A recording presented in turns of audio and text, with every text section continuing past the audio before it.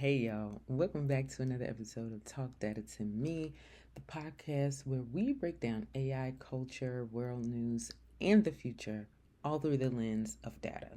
Now, this week we're talking about three stories that on the surface seem completely different, but underneath they're all about one thing: control.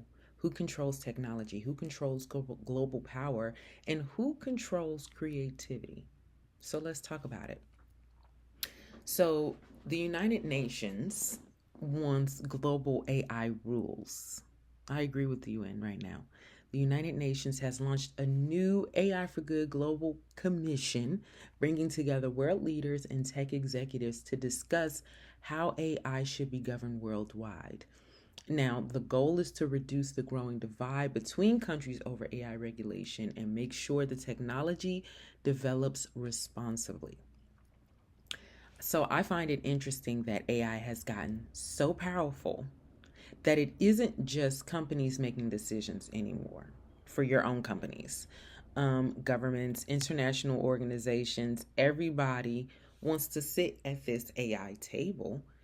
And I personally agree in that with the thought that there should be rules. Because 5 years ago, we were asking, what's ChatGPT? And now we're asking, who's writing the rules? Who's making it generally safe for everyone? And these are different conversations that need to happen. So, shifting gears a bit to China, and they conduct a long-range missile test. Now, they conducted this missile test into the Pacific as part of military exercises, while Chinese officials described it as routine. Neighboring countries question the lack of transparency, as they should, because, like, what are you guys doing?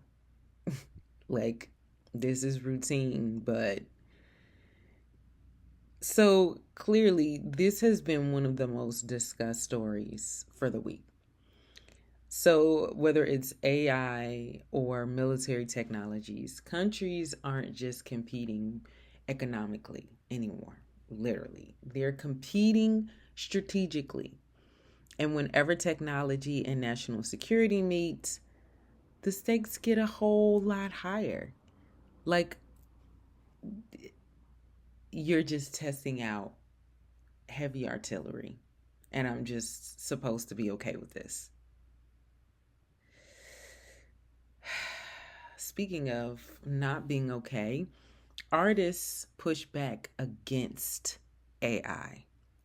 So, one of the biggest conversations in music right now is not about all of these new albums that's been dropping. My soul has been happy. It's about AI and copyright. And let me just for the record, there is no copyright for AI generated works. They're just not going to do it. And I mean, I understand this. Now, musicians are continuing to push governments to protect artists' work from being scraped to train AI models without permission, arguing that creativity deserves legal protection. It does. It does have legal protection. Does it have legal protection in this specific regard? And this is why we have organizations, because of the technicalities. If you don't cover the technicalities, you have what's happening. Streaming platforms are also tightening policies around fully AI generated music. Again, the conversation really isn't about AI. It's about ownership. It's about your voice, your lyrics, your style. All of this helps to train an AI that you aren't benefiting from in any capacity. And I think that's the most annoying thing. Should you get paid for it? I mean, if it's being trained off of your likeness, I think that one hand should wash the other. You're only able to do what you're able to do because of what I'm able to do. I don't think we've answered that question yet. And I think it's going to continue to loop around because that's just what it's going to loop around to. It's going to stay in the cycle. But think about this. Imagine it's 10 years from now. paint masterpieces, compose hit songs, negotiate business deals, teach classes, even create movies. Now imagine somebody asks you one question. What is something only humans can do? How would you answer? Because maybe the future isn't about proving that AI can do more.